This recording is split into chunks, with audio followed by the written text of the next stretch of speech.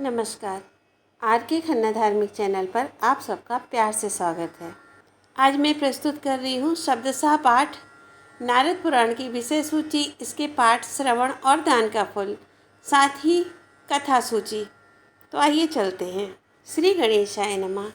ब्रह्मा जी कहते हैं, ब्राह्मण सुनो, अब मैं नारदी पुराण का वर्णन करता हूँ। इसमें 25,000 श्लोक हैं। इसमें बृहत कल्प की कथा का आश्रय लिया गया है। इसमें पूर्व भाग के प्रथम पाद में पहले सूत शौनक संवाद है, फिर सृष्टि का संक्षेप से वर्णन है, फिर महात्मा सनक के द्वारा नाना प्रकार के धर्मों की पुण्यमयी कथाएं कही गई हैं। पहले पाद का नाम प्रवृत्ति धर्म है, दूसरा पाद मोक्ष धर्म के नाम से प्रसिद्ध है। उसमें मोक्ष के उपायों का वर्णन है, वेदांगों का वर्णन और सुखदेव जी की उत्पत्ति का प्रसंग विस्तार के साथ आया है। सनंदन जी ने महात्मा नारद को इस द्वितीय पाद का उपदेश किया है। तृतीय पाद में सनत कुमार मुनि ने नारद जी को महातंत्र वर्णित पशुपाश विमोक्ष का उपदेश दिया है। फिर गणेश, सूर्य, विष्णु, शिव और शक्ति आदि के मंत्रों का शोधन, दीक्षा, मंत्रोद्धार, पूजन, प्रयोग, कवच, सहस्त्रनाम और स्तोत्र का क्रमशः वर्णन किया है। तदंतर चतुर्थ पाद में सनातन मुनि ने नारद जी से पुराणों का लक्षण, उनकी श्लोक संख्या तथा दान का पृथक पृथक फल बताया है। साथ ही उन दानों का अलग अलग समय भी नियत किया है।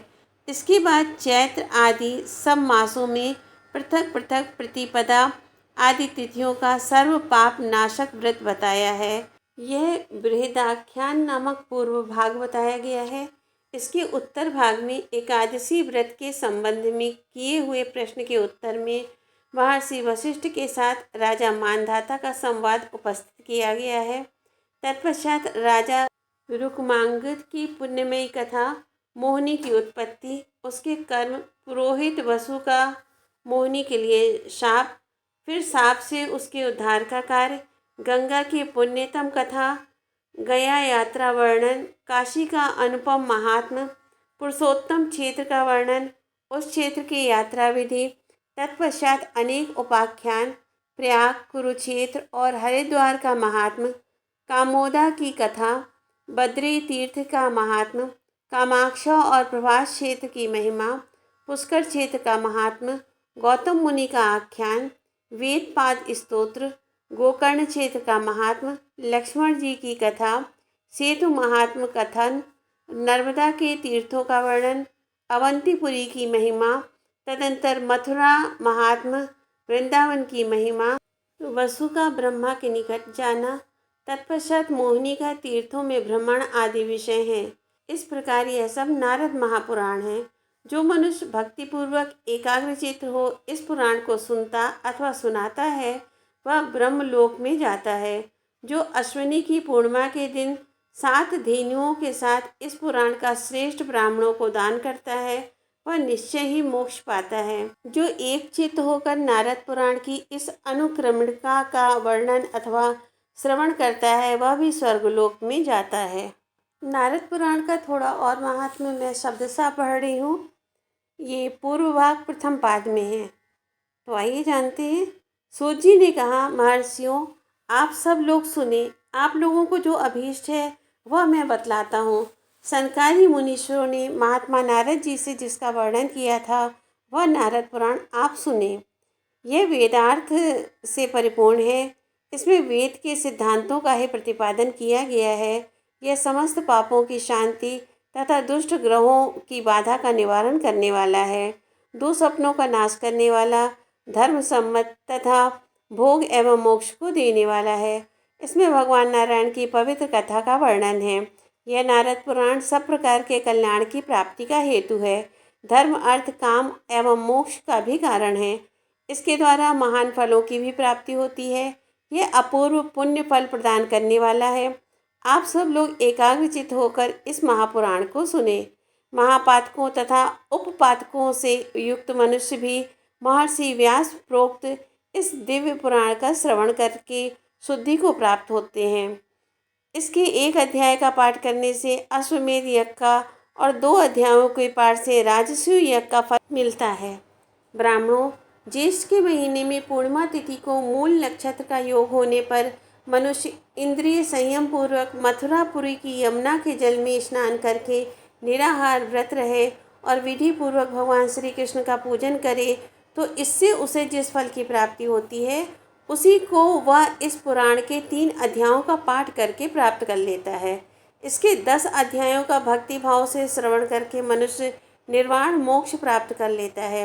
यह पुराण कल्याण प्राप्ति के साधनों में सबसे श्रेष्ठ है। पवित्र ग्रंथों में इसका स्थान सर्वोत्तम है। यह बुरे स्वप्नों का नाशक और परम पवित्र है। ब्रह्मर्षियों, इसका यत्नपूर्वक श्रवण करना चाहिए। यदि मनुष्य श्रद्धापूर्वक इसके एक श्लोक या आधे श्लोक का पाठ कर ले तो वह महापातकों के समूह से तत्काल मुक्त हो जाता है। आगे और भी है, पर मैं यही रुकती हूँ और अब मैं आपके लिए कथा सूची डालती हूँ, जिससे आपको जो कथा जाननी हो आप उसे नारद पुराण से पढ़ सकते हैं। श्रीहरि विषय सूची। पूर्व भाग प्रथम पाद। पहला, सिद्धाश्रम में शौनकादि महर्षियों का सूत जी से प्रश्न तथा सूत जी के द्वारा नारद पुराण की महिमा और विष्णु भक्ति के महात्म का वर्णन। 2, नारद जी द्वारा भगवान विष्णु की स्तुति। 3, सृष्टि क्रम का संक्षिप्त वर्णन। द्वीप समुद्र और भारतवर्ष का वर्णन। भारत में सत्कर्मानुष्ठान की महत्ता तथा भगवद अर्पण पूर्वक कर्म करने की आज्ञा।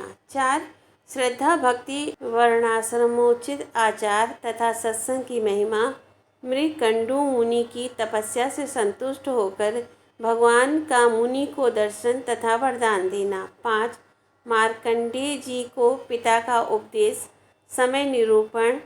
मार्कंडेय द्वारा भगवान की स्तुति और भगवान का मार्कंडेय जी को भगवत भक्तों के लक्षण बताकर वरदान देना। 6, गंगा यमुना संगम प्रयाग काशी तथा गंगा एवं गायत्री की महिमा।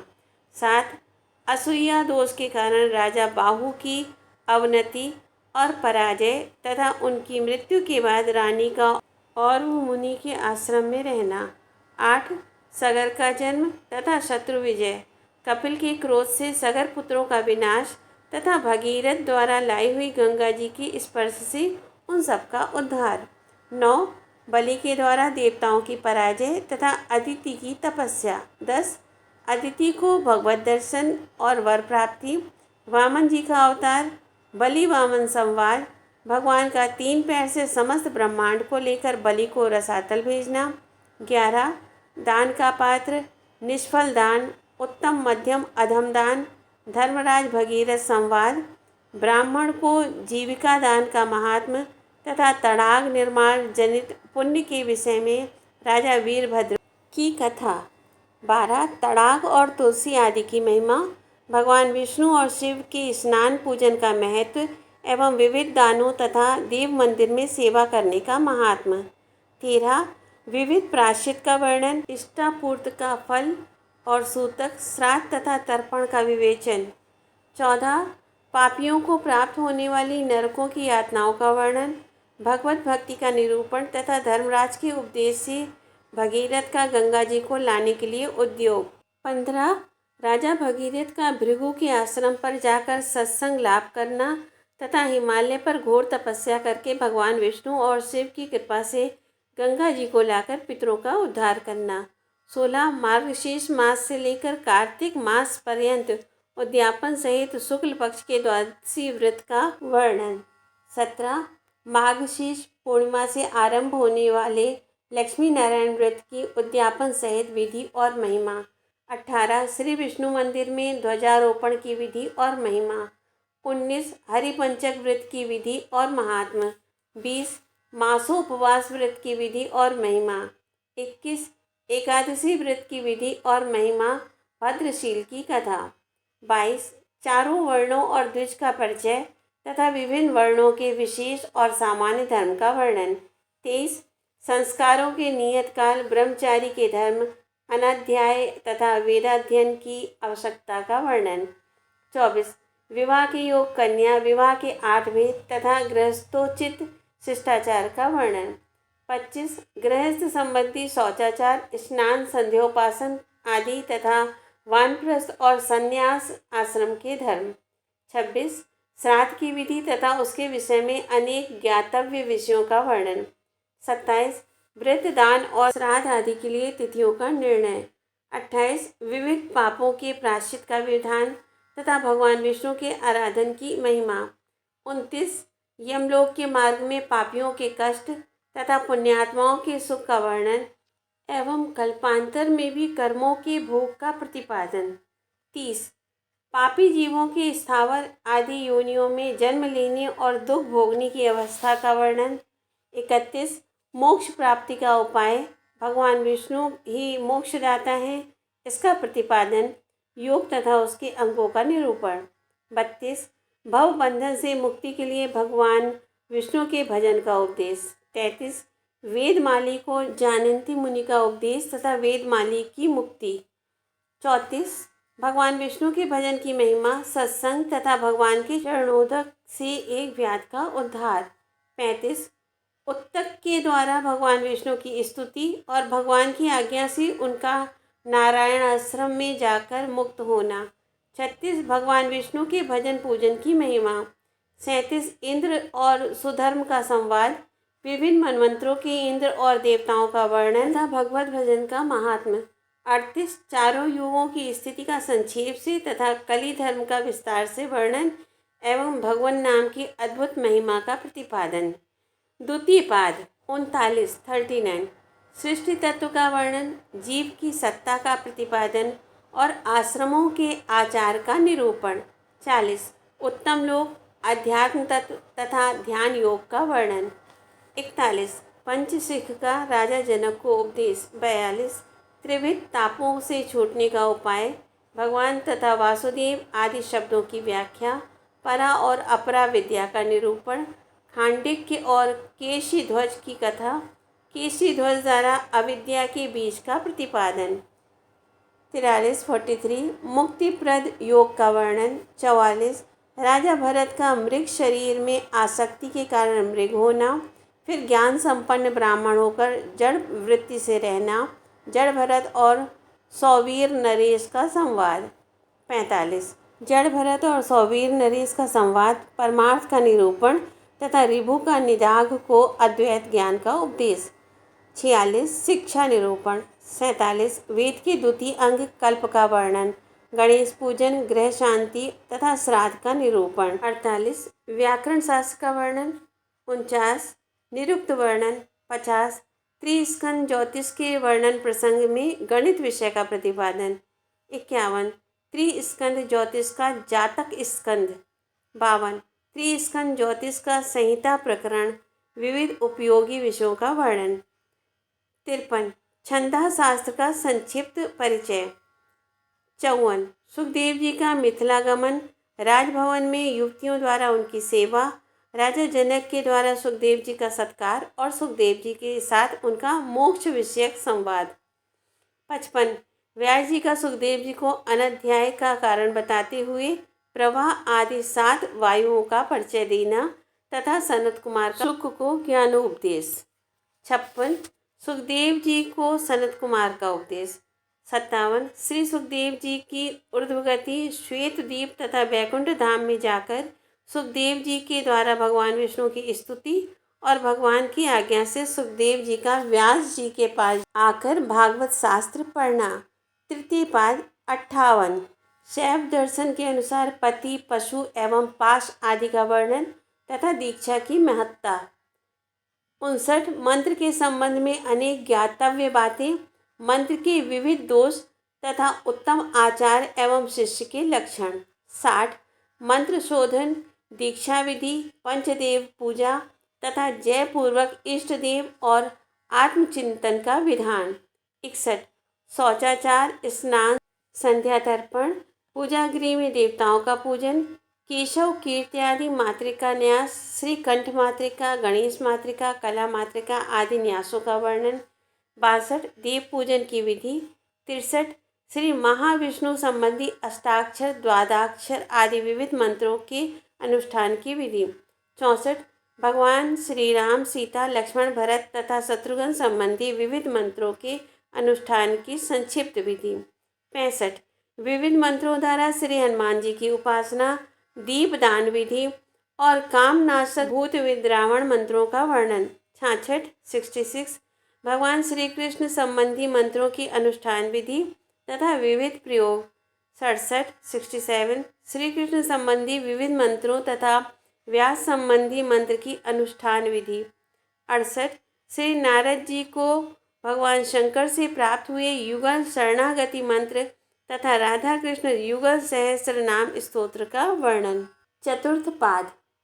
69 नारद सनातन संवाद, ब्रह्मा जी का मरीचि को ब्रह्म पुराण के अनुक्रमण का तथा उसके पाठ श्रवण एवं दान का फल बताना।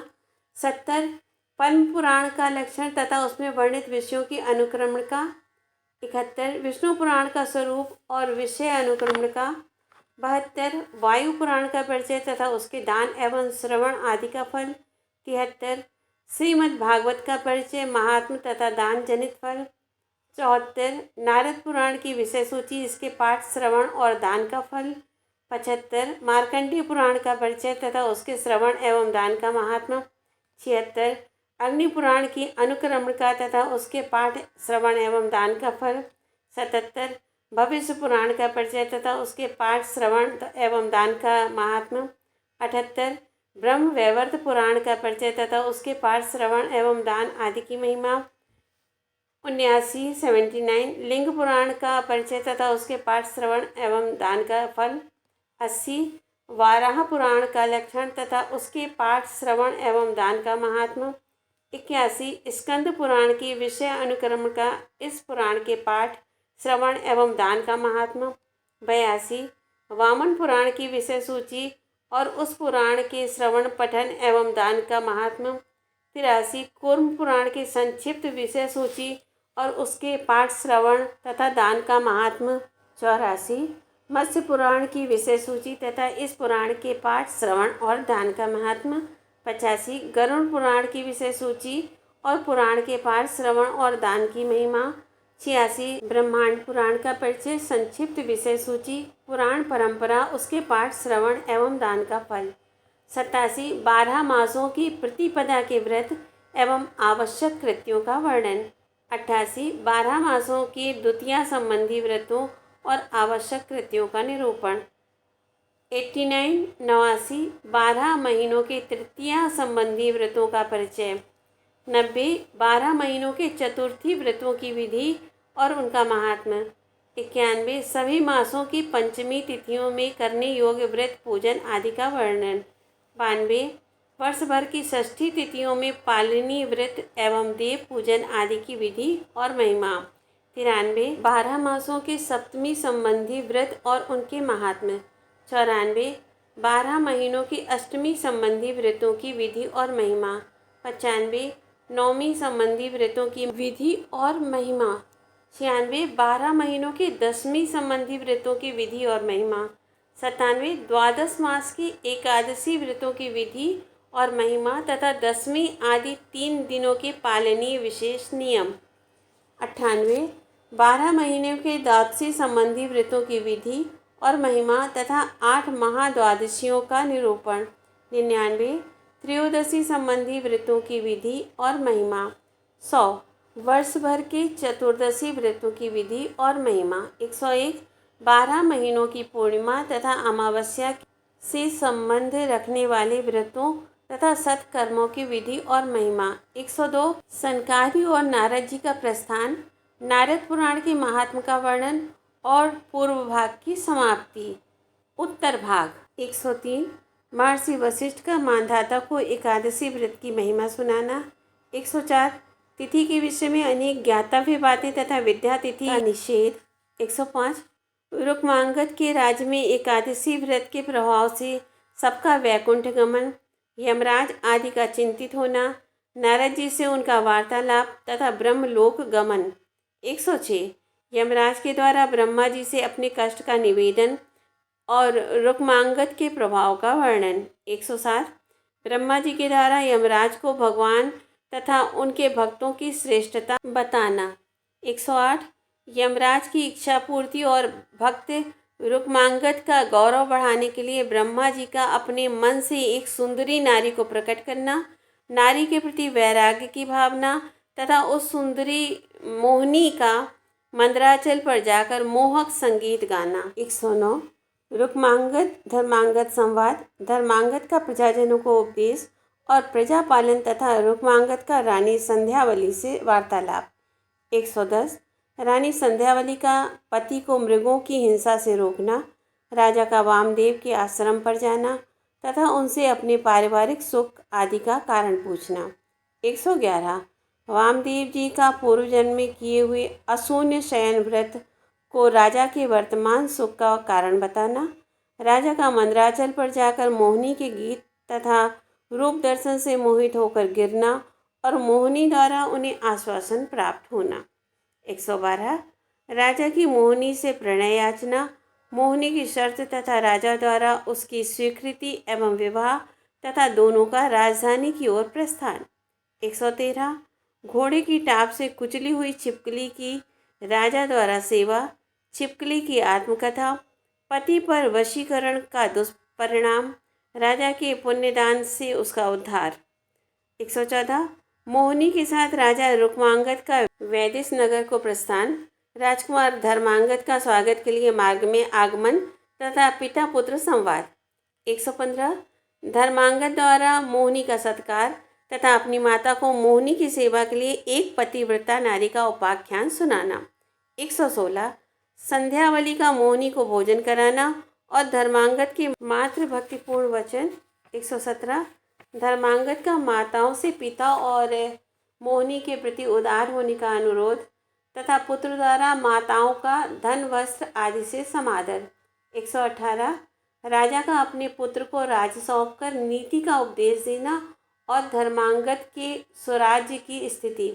119 धर्मांगद का दिग्विजय, उसका विवाह तथा उसकी शासन व्यवस्था। 120 राजा रुक्मांगद का मोहिनी से कार्तिक मास की महिमा तथा चतुर्मास के नियम व्रत एवं उद्यापन बताना।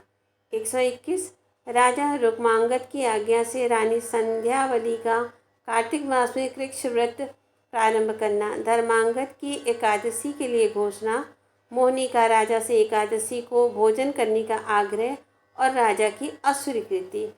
122 राजा रुक्मांगद द्वारा मोहिनी के आक्षेपों का खंडन, एकादशी व्रत की वैदिकता, मोहिनी द्वारा गौतम आदि ब्राह्मणों के समक्ष अपने पक्ष की स्थापना।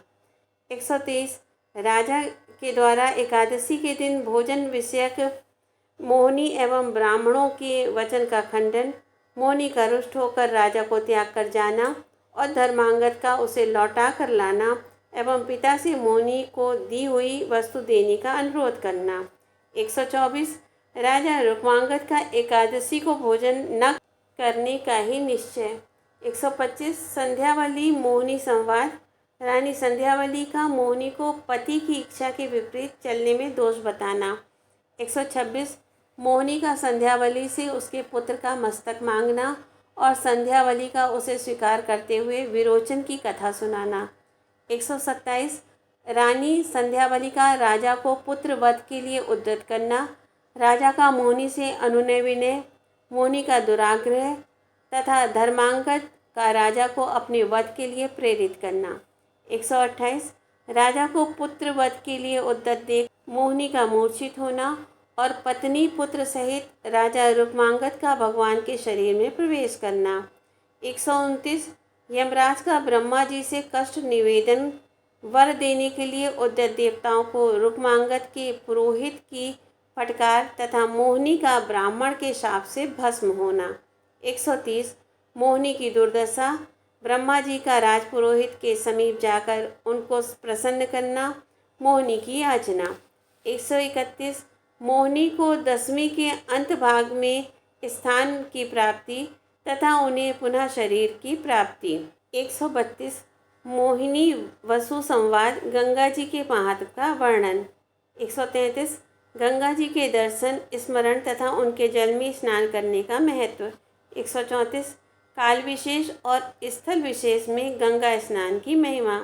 135 गंगा जी के तट पर किए जाने वाले स्नान, तर्पण, पूजन तथा विविध प्रकार के दानों की महिमा। 136 एक वर्ष तक गंगार्चन व्रत का विधान और महात्म, गंगा तट पर नक्त व्रत करके भगवान शिव का पूजन, प्रत्येक मास की पूर्णिमा और अमावस्या को शिवाराधन तथा गंगा दशहरा के पुण्यकृत एवं उनका महात्म।